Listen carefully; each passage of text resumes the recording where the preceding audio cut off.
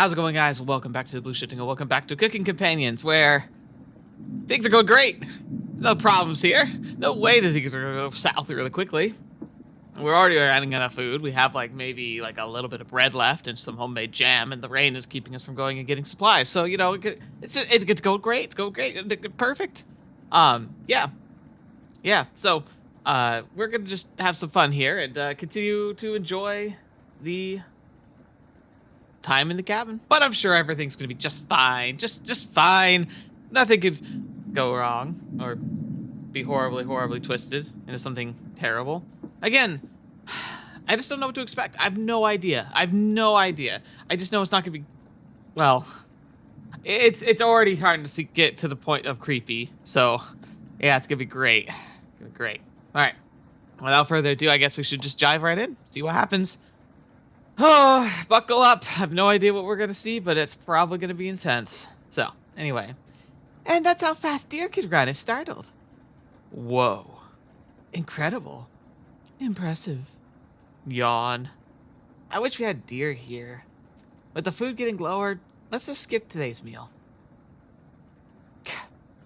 No! It's only for one day. Various cultures and religions have practiced fasting throughout history.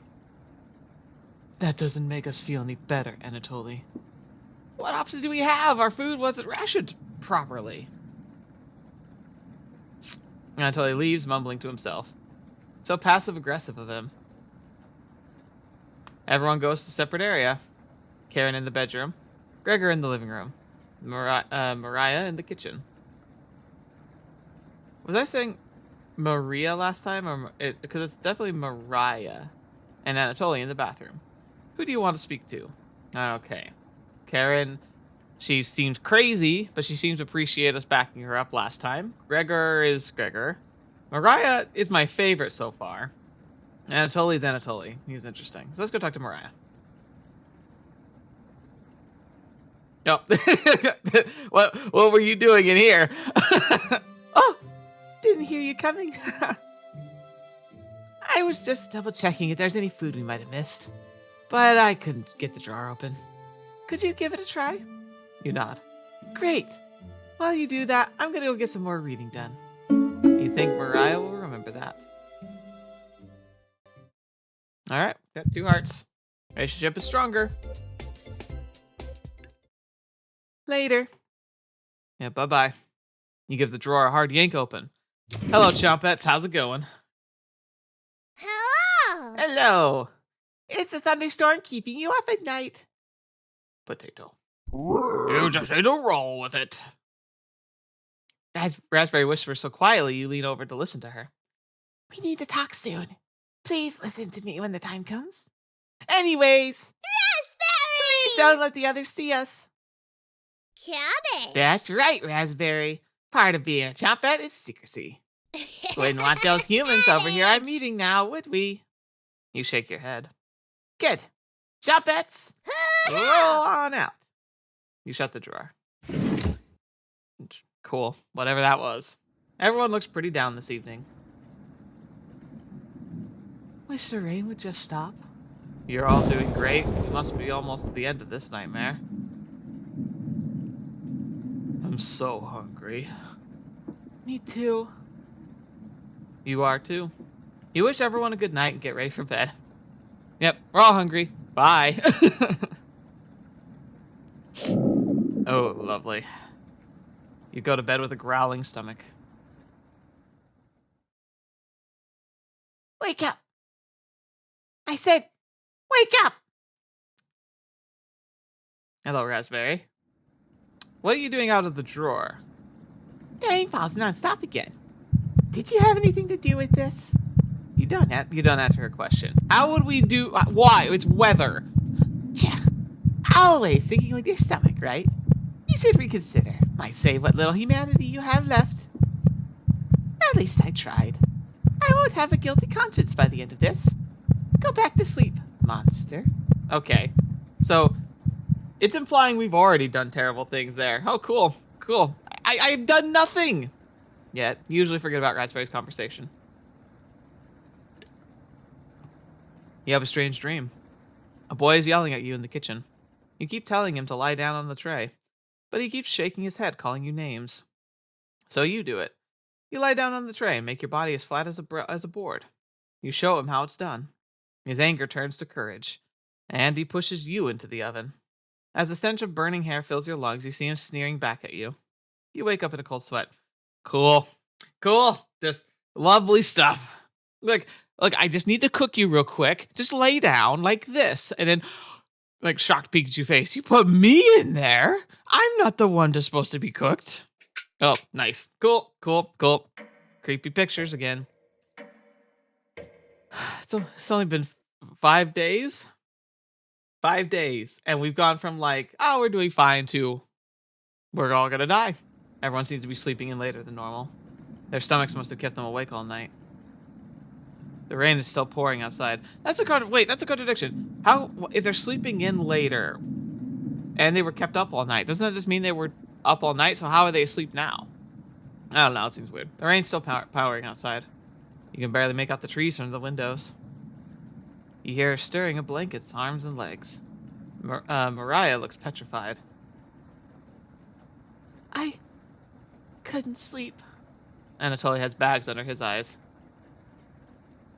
The storm is too loud. Karen looks out of it. Oh, yeah, she does. Holy crap. The cabin was creaking so much last night. It sounded alive. Gregor looks a little gaunt. I got a good look out the window. And? Couldn't see anything due to the rain. Great observation, Gregor. I was so hungry last night. I kept pacing around my bed. Karen turns to you. When is this going to end?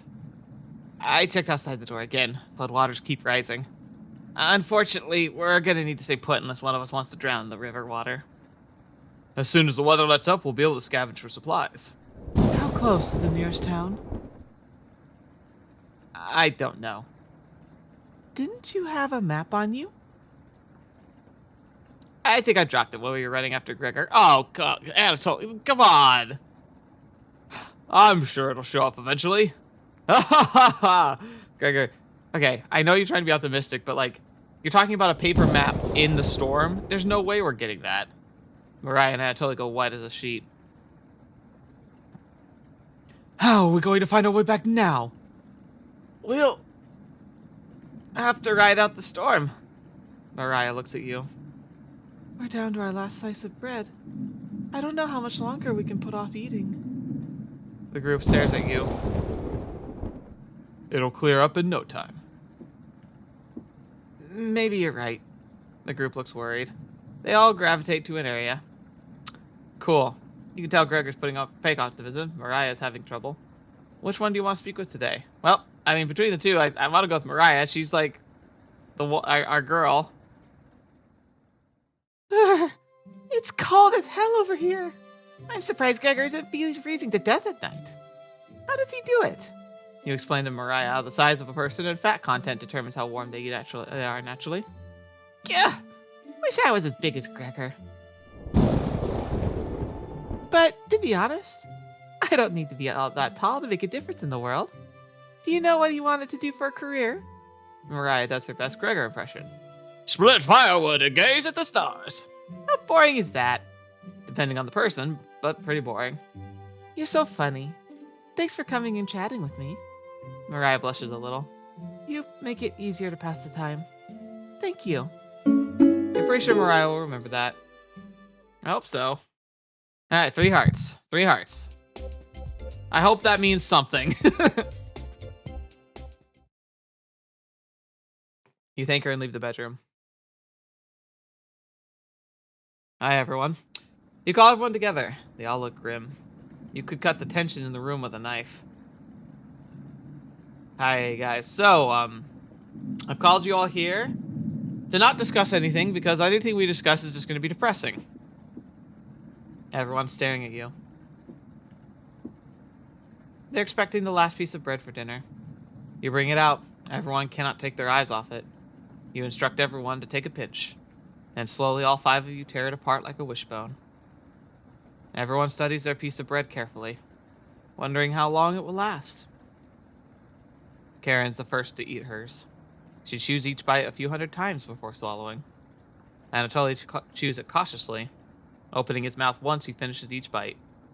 Mariah nibbles on it silently, eyes wide, moving from person to person. And Gregor just pops it in his mouth like a cherry. It was gone in an instant. Okay. It's okay. I gotta say, like, some of the scenes like have this really weird tension about them. Like, I know they're trying to build tension, and they're definitely doing a good job of it. But at the same time, sometimes it just says like, "This is what happened," and then we just cut to something else. Like, I guess maybe nothing else happened, but normally there's like a transitions, or like sometimes we have thoughts, but then other times we just don't. It's really weird.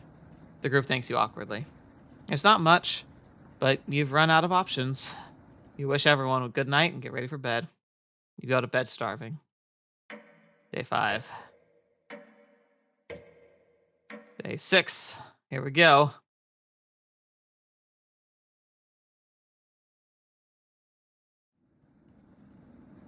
Good morning. Morning. Let me check if the rain has stopped. We all know. It's still flooding. What are we going to do? Humans can live for about 2 to 3 weeks without food. Water isn't a concern. Rainfall should end in a day or two, right? Actually, precipitation can occur more than 215 days a year here. But do you really think it'll rain that long? Anatoly, it's been days already. What makes you think it'll stop soon? Relax, everyone. Let's see how long we can ride this out. Fingers crossed it's done by tomorrow. Panic is slowly creeping in. Everyone's looking scared. But you need to survive. Karen and Gregor begin to discuss next options. Do you want to speak with Mariah in the kitchen? Or Anatoly in the living room? Think about everything you've done wrong and how you've doomed everyone. I could do that. Let's have a conversation. Hi. Hey. Mariah looks relieved to see you. No, just boom. She sees us. She says hi. Rank 4. How are you holding up? Better question, how are you holding up? Not very good. That's very sweet of you to ask. Mariah's looking at you intently. She gets a little closer to you. Okay. I noticed you didn't use any meat when cooking. Usually I have to pick out all the foods that others make. But you respected that. Thank you. Mariah's looking at you with admiration. I need to speak with Gregor for a minute, but thanks again. You're definitely sure Mariah will remember that. Okay. Okay, so we got 5 hearts. Okay, sweet. So now we got someone in our corner, I'm guessing. Somebody we've got has our back. We got their back. Okay, we have a partner. Whatever's gonna go down, we can rely on her. You decide to check out the drawer again. Oh, it's just potato. Where are the others? Hi, Potato. You ask Potato where the others are. They'll be back. They'll be back. They wanted to explore the labyrinth of tunnels around the cabin. Surely you've seen the mouse holes, right? They connect all over the cabin. Must have been some mouse that created them, or something worse. Anyways, I'm not going to sugarcoat this. Things are going to get worse from here on out. Okay. Okay, chill, Potato. Can we calm down? Can we just at least try and find solutions? I mean, you're technically food. You have a feeling Potato's telling the truth. You realize some drool's leaking out of your mouth. Disgusting. Don't even try to eat me. You'd just get deathly sick if you tried, and from the look at you, you need to retain all the water you can. From rationing to cooking, you failed every common sense measure for basic survival this week. You knew something like this would happen, right? Never mind. With floodwaters rising and no food now, I think it'll be a great time to go over the fundamentals of starvation with you. So it's like implying, like Raspberry implied this too, that we somehow orchestrated this or brought it about. Why would we want to starve to death? When experiencing starvation, there are 4 factors that will determine if you live or die: age, height, weight, and your degree of activity or inactivity. Very true, actually. Ironically, if worst comes to worst, the people who would have the most likely chance of survival would actually be Anatolia and Mariah, because they don't need as much like daily caloric intake to maintain their bodies because they're smaller. Like, having a smaller frame and lighter muscle mass actually can work in your favor in survival situations. You've been especially lazy, so I think you'll survive a little longer than the others. The Harris-Benedict equation can help you find out how many calories you need to simply maintain your current weight.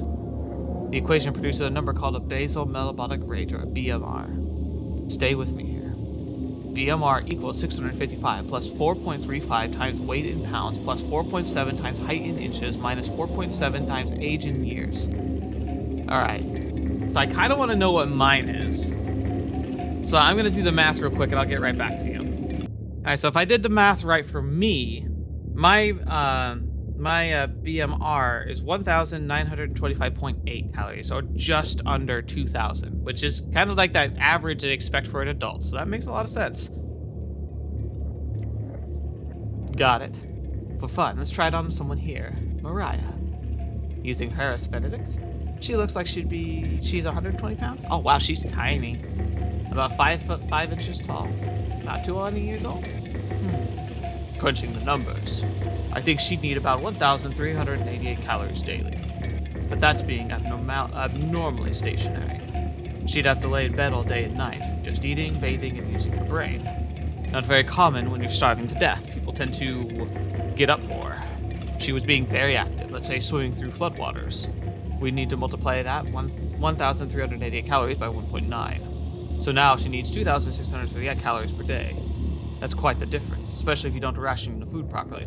Yeah, that's another thing. Remember, it's funny because like this came up in a completely different series, or was it this series? I can't remember actually. But I talked about like the trouble with food and starvation. Is like if you're kidnapped, one of the things that like needs to be going through your mind is that your window of being able to try and get yourself out of a situation like that is actually very small, because most of the time kidnappers are savvy enough to know that they need to withhold your food, because if they withhold food, you're going to quickly lose strength, and you'll no longer have the capacity to escape because you get too weak because you aren't eating. So Potato's postulating here in a way, he's saying that Mariah doesn't need much calorie intake to move, but if she's been taking very little caloric intake and she needs to do strenuous exercise, she's not going to have the capacity to push through, you could say.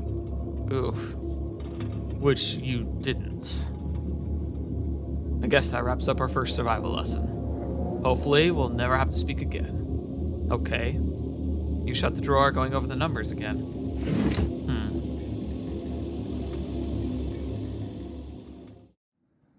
I don't think any of us could take this much longer. Gregor's voice starts to crack. I don't want to ask this, but it's time. One of us needs to go outside and search for food. Everyone is silent. I'll go. Oh, no. Mariah? I used to swim all the time near my house, so I'll probably have the best chance of swimming through the floodwaters. But you also, like, none of us are probably strong enough to swim through the floodwaters. That's kind of what Potato was telling us right there. It's like, I don't know if any of us could have the strength at this point. If we were going to swim through floodwaters, we should have done it the first day when we had the most amount of food recently and the waters were the least tumultuous and like deep. Like, we didn't realize it was going to last this long, but hindsight, we should have gone for it then. As soon as we realized we could be in big trouble if we got stuck here, we should have had somebody or all of us just try to go. But now we're here, and now we don't really have many other choices. No! Let me go instead. You won't get very far if anything happens to your glasses, Anatoly. You're blind as a mole rat, remember? That's true, but... Little guy, let me go. Gregor, Sounds good to me. Karen? His arms are definitely the longest. He's probably the best at climbing trees out of all of us. No, that wouldn't be right. Gregor, let me go instead. I get that none of these options are good ones. But we need to find food or help. Gregor grabs a branch from the woodpile. He cuts it into different measurements. Since we can't come to a consensus, let's draw for it. We'll each pick one from my hand. And the shortest will go outside to search for food. You're not worried about drawing. You saw Gregor cut the branch lengths, so you can tell which is the biggest one of the bunch. That's cheating. You pick it. You watch the others intently. Will it be Gregor? Anatoly? Karen? Will it be Oh, no. Looks like I've got the shortest. Mariah. It's okay. Oh, fetch me. She was the one we, had the bond with. I hope she can actually get out of here. I watched Anatoly forage earlier, so I'll know what to look out for. Just swim until you find higher ground, then scout the area. Maybe you'll find a fish out there. Everyone looks heartbroken. Karen, Anatoly, Gregor, I'll keep us alive. I promise. She promised. Everyone watches as Mariah leaves the cabin. The silence is deafening. Goodbye. Fetch me. The door shuts behind her. You can faintly hear her yell about how cold the water is, and then silence. Mariah's left the cabin. I'm sure we'll see her again. The rest of the group nods. Everyone stays up, waiting and waiting. The sun is completely set. One by one, each person quietly shuffles off to bed. You get ready for bed and easily pass out. You have a strange dream. The two women in front of you could be twins. One of them you recognize, the other is a guest. Wait, if they're twins, why do you only recognize one of them? You ask the guest to sit on the shovel, and then you try pushing it into the oven. Her legs are so strong you can't get her into the oven. Why are all our dreams about trying to cook people? You curse at her repeatedly. Like this, you hiss. You stretch out your legs until your toes are almost sticking in the coals. You feel 4 hands on your shoulders, both of them push you in. You know what? Actually, this kind of reminds me of the Hansel Gretel story. Like, it's twins. Oh, yeah. Okay, that actually might fit. Hansel and Gretel, they could be twins, but one was familiar, one was a guest. Because if I remember correctly, one of the two found the candy cabin first, and then went back, after talking with the witch, then went back and got their sibling and came with them. And then she tried to cook them, and then they shoved her in the oven instead. So maybe that's what this is supposed to be like, a Hansel Gretel metaphor. You feel 4 hands on your shoulders, both of them push you in. The familiar smell of smoke and burning hair causes you to throw up on the embers. You can't let it end like this. You rip the metal door off the oven, tearing through the wood logs of the cabin. Screaming, you chase the two through the woods. Your burns chill with the wind. The guest looks behind her, her eyes widen when she sees you. She's terrified. Your fury rips trees out by their roots, soil from the ground, rocks from their pots. This is not the story I recall. You've never been this angry in your entire life. Their stamina can't last forever. You're gaining on them. As you trample through the field of wheat, the guest throws a piece of cloth behind her. You catch a glint of it in the sun, golden. As if by magic, the earth splits in front of you, creating a chasm of fire below. You fall into the pit screaming as your eyes begin to sizzle from the heat. Hellfire fills your lungs. You're unable to scream anymore. You wake in a cold sweat. I bet. Oh, cool. Another creepy picture. Here comes day 7. Oh boy.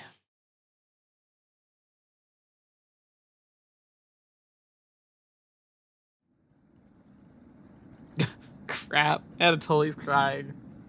Good morning. Do you think she made it to higher ground? I believe in Mariah. Me too. She'll be fine. Right, little guy? So what do we do now? Just wait? Karen, How long has it almost been a day since you left? Anatoly and Gregor look nervous. Someone needs to go look for her. We need to wait, Karen. Wait for what? The nearest town is miles and miles away. Waiting's all we can do for now. So it could be days before she gets back? What are we supposed to eat, mice? Honestly, if we could find some, yes. Karen, I'm sure Anatoly will agree, but we'll discuss next options when we get to it. Even walking through every waking thought is about food now. I never should have eaten that much. I'm... Karen's hands are involuntarily shaking. Gregor and Anatoly just nod in agreement. They don't even need her to elaborate. You're sure Mariah will make it back?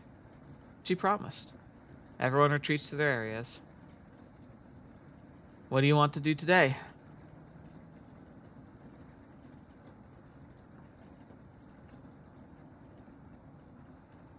Well, we got to 5 hearts with Mariah and she's gone.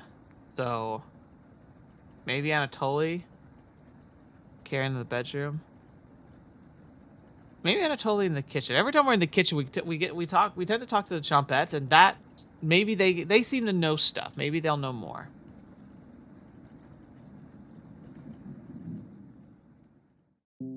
Hey, the kitchen definitely doesn't feel the same without Mariah. Her laugh, her smile. I never got to tell her how I felt about her. She'll be back, right? You nod. Yeah. I wish you had rationed better. You decide to distract Anatoly from his misery with an old story. There was once a villager who had stocked up on supplies for the winter. He filled his house with a cow and a sack of grain from the field, and 29 buckets of water, mostly for the cow. He quickly ran out of room as his house wasn't very big. One day the villager grew sick. He knew he needed the life-giving milk from the cow to survive the winter, but when he attempted to milk the cow, his grip was too weak to grasp her udders. In desperation, he began to boil the grain to using his buckets of water. The cow cried out for food, but the villager could only afford to feed himself. Each night, the cries of the cow kept him awake, until one day he finally ran out of food. The villager crawled into bed, crying as the snow deepened outside. The cow's sad eyes stared at him. He wanted to comfort the cow, but he couldn't step over the buckets. He was too weak, too sick. The last thing he heard was the cow still crying out for food. One haunting noise to end his life. Yeah, that's a comforting story right there. Cool. This will make him feel better. Anatoly looks horrified with your story. You leave him alone in the kitchen. I'm horrified with that story. And we didn't get a heart increase. Oh no. I can't stop thinking about that vegetable stew. I'd be fine with bread and jam. I'll be fine with just the strawberries. Nobody else laughs. I would kill for some vegetables right about now. You would too. I'm gonna try and get some sleep. Good night. Night. Oh boy. You fall asleep quickly, but you only dream about desecrating a corpse. Oh, fun. That's a cool dream. You wake in a cold sweat. In a completely different room. Uh-oh. Oh no. Oh no. Please, no. Wait.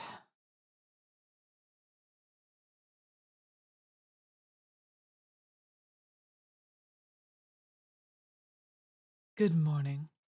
Karen's looking worse. Will you cook for the group today? I don't have a choice. It makes me think it's acting like I have one, but I don't have one. Oh no.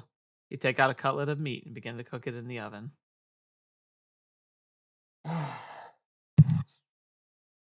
That's me.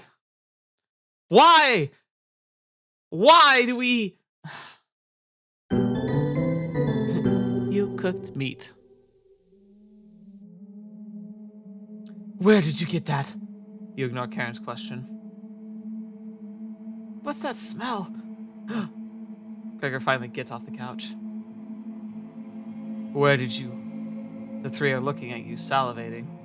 You take the charred meat out of the oven, cutting it into small cutlets. They immediately grab some off the plate, chewing ferociously. You take a piece and immediately devour it. Do you have any more of this? You explain how the meat is stored securely, hidden, so you can ration it better this time. I understand. Thank you. Anatoly runs off to the bathroom, puking in the toilet. You can hear him sobbing for a few minutes. I don't think we're fooling anybody. This taste is... Gregor wanders off. Anatoly returns looking choked up. I was too weak. Left you some meat. Left you some of the meat. Don't fight this, Anatoly. Anatoly takes a cutlet from the plate, turning his back to the group as he devours it. You can hear him crying. Finally, my focus is coming back. Going to read some of those books. Keep them occupied, okay? Karen leaves you with the men. What do you want to talk to?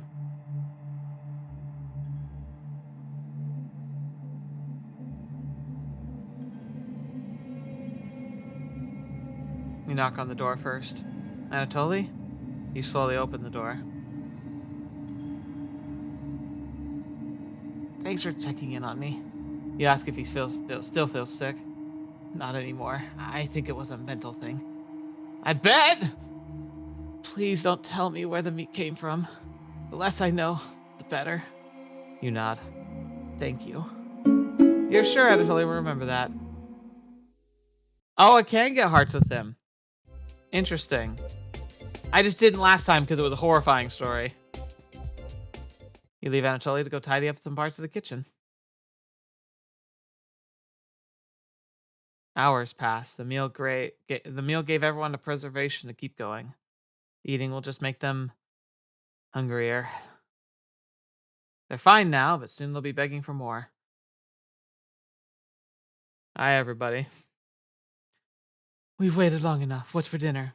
You calmly explain that you want to ration the meat better this time, and there will be no dinner. Fine.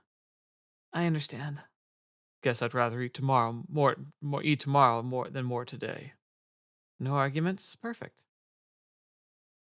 Everyone decides to call it an early night. You fall asleep instantly tonight. You have a strange dream. I get that a lot. You're having dinner with the blacksmith, but he's not touching his food. The only light in the room comes from the oven. He clears his throat, stroking his beard.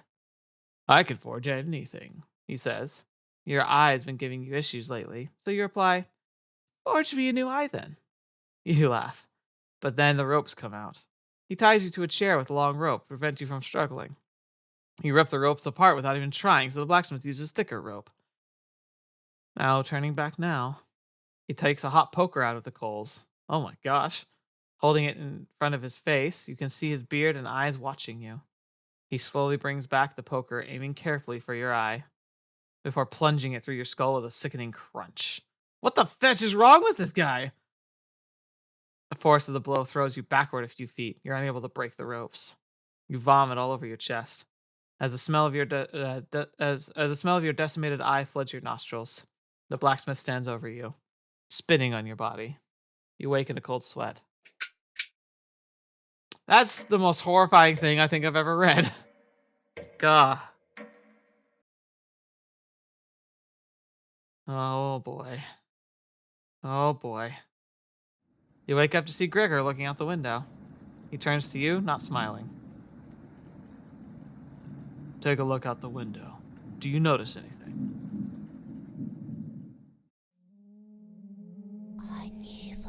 Oh, what's the whispering? The floodwaters have receded a little bit, but everyone's still bound to the cabin. The trail used to be completely visible. It's gone now. Could have sworn I saw something moving out there too. Good morning, big guy. Will Mariah make it back? This might sound a little crazy, but every night around 2 a.m., I can hear her outside. She makes this awful gurgling noise like she's trying to get water out of her lungs. Have you heard her, Gregor? Oh, gosh. Sometimes when the rain gets faint, I think I can hear her whispering. I haven't heard anything like that. When she's whispering, it's like she's trying to tell you something, right? Oh! Yes. What? Why? Why? I sometimes hear her crying through the radio, but that's just a broadcast. Right. Cool. Okay, cool. We're all just demons now. Ah! That's the worst one. Oh gosh. I think we should have another piece of meat for breakfast. One step closer to Mariah. It's what she would have wanted. What's gotten into you, Anatoly? Anatoly's eyes look at you, begging. Bring us another slab, please. He clearly doesn't have the stomach for it. I can't get the taste out of my mouth. Please help me. Anatoly. Gregor looks pained at Anatoly's words. I think he's right. Please bring us more of that meat. You grab some of the meat from your secret hiding place. You cut it into squares, adding it to boiling cauldron of water. It will taste bland without any seasoning, but you need to serve it up right away. What's taking so long? Boil it faster! It looks almost done. Patience. It's finally finished. You serve the meat in bowls.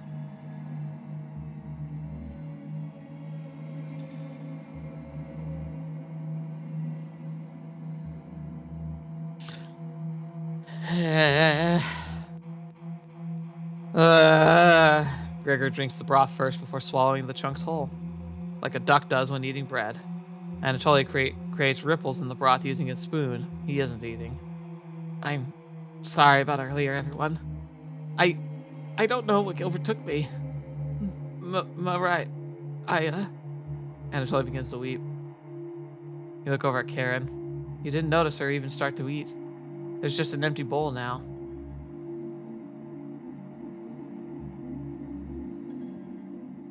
Hi, everyone.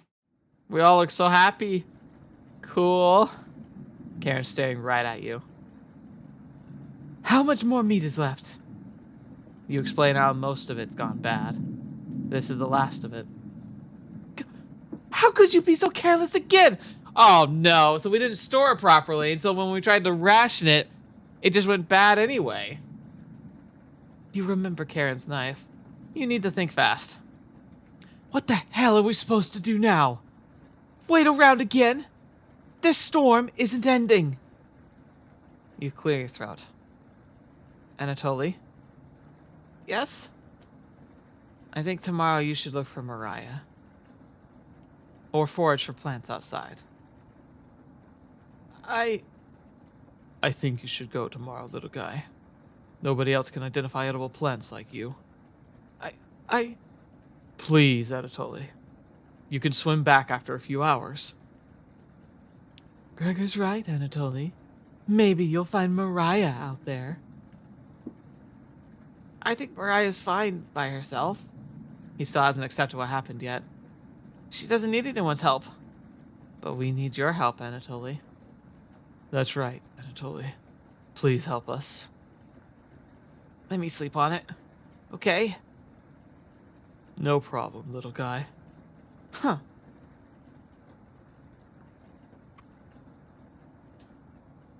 Fetch me.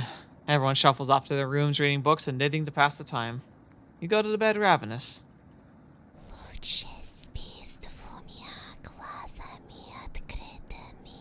What language is that? Mariah. Something is approaching. Onion! Oh, it's onion.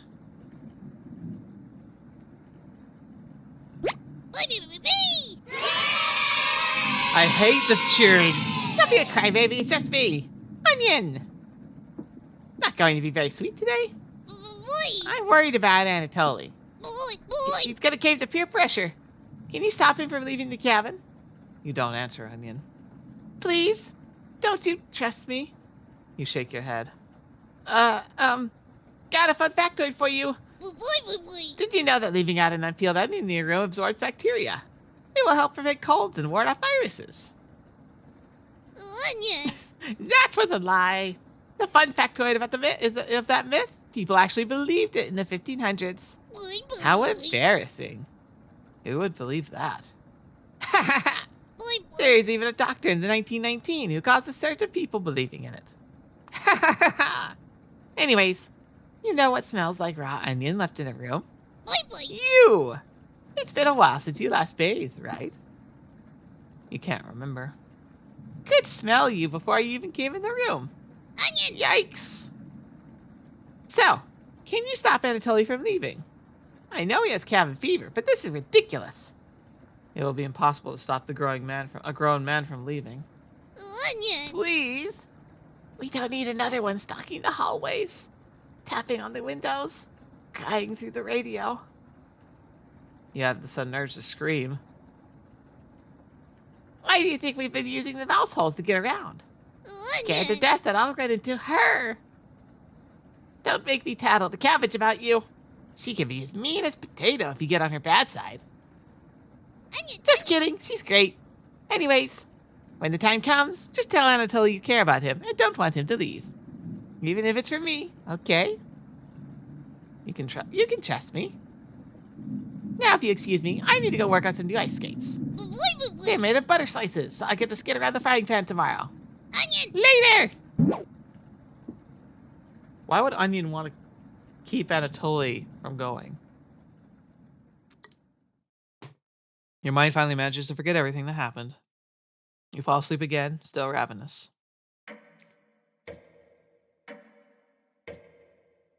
You have a strange dream. Oh, yeah, okay, here we go. A fox is collecting payment in your living room.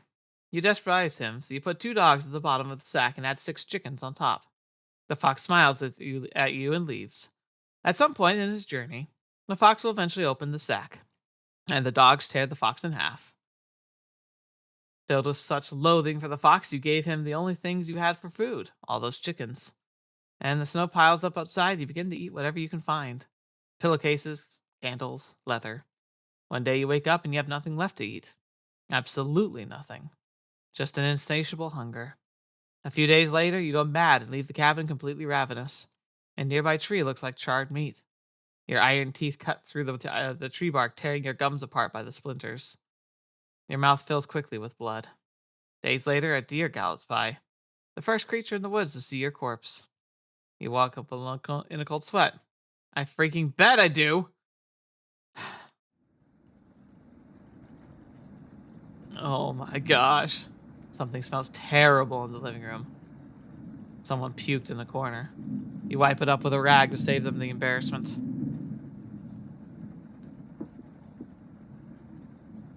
Good morning. Good morning, little guy. Well, Anatoly, what's your decision? I barely slept last night. Her whispers came through one of the holes in the floor.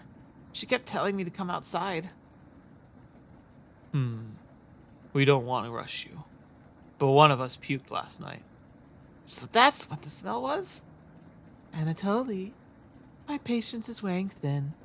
You have 1 hour to make a decision. Why so quickly? Because I'm not waiting any longer.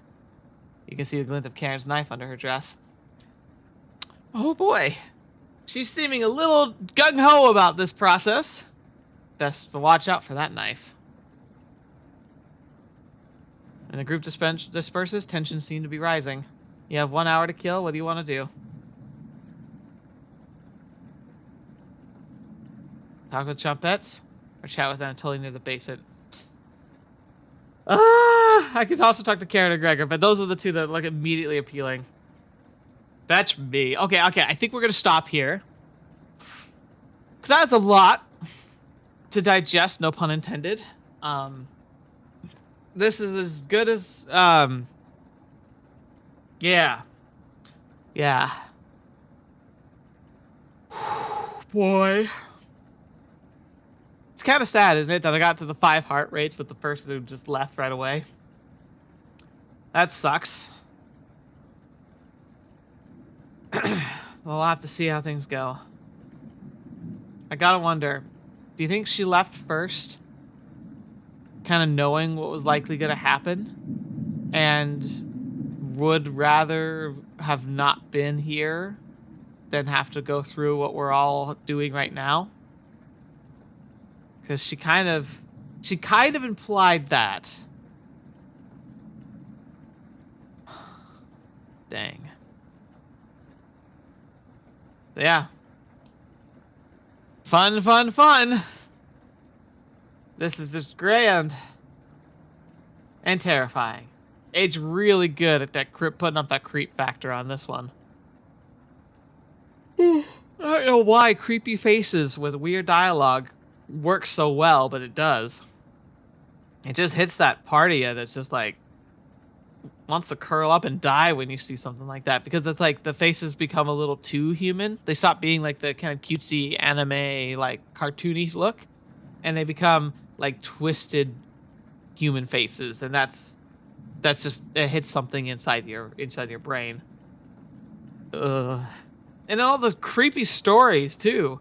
What's with all of them? They're all weird. I don't think I've ever. The only one I kind of recognized was the Hansel Gretel one, but even that one had some crazy elements I'd never heard before. And then the blacksmith one, and then that's like the story about like the guy trapped in the house with his cow, and then the fox that we gave dogs to. All of that's just crazy. Interesting. I think I learned a few things I like about the caloric like calculation. I didn't know there was a proper calculation you could do. I wonder how that came to be. I might have to look that up, because I'm curious like who kind of put that all together, and like what those numbers represent exactly. Like, why is the base like 655? Is that the calculation for like basic like mental function and like a rhythmic function, like your heart and your lungs and such? Interesting. Anyway, hope you have a good day. Hope you have a good start to your weekend. Hopefully your weekend's a lot better than this one. Oh, please, please, please. It's creepy. But thank you for supporting the channel, especially the patrons, to make it possible for me to cover more content and be able to make more content as I have been able to do this past year and going forward, hopefully. So thank you so much for all that support, but especially for all those of you who are just watching the video and stuck to the end like this. It means the world to me. I hope you continue to find good content to watch, either like stuff we got currently broadcasting now, or even the backlog of content that you can just dive into if you just need something to put on play. Hope you have a great start to your weekend and a good start to next week, and look forward to next week's episode. But until next video, watching me, I'll see you next. I'll see you there.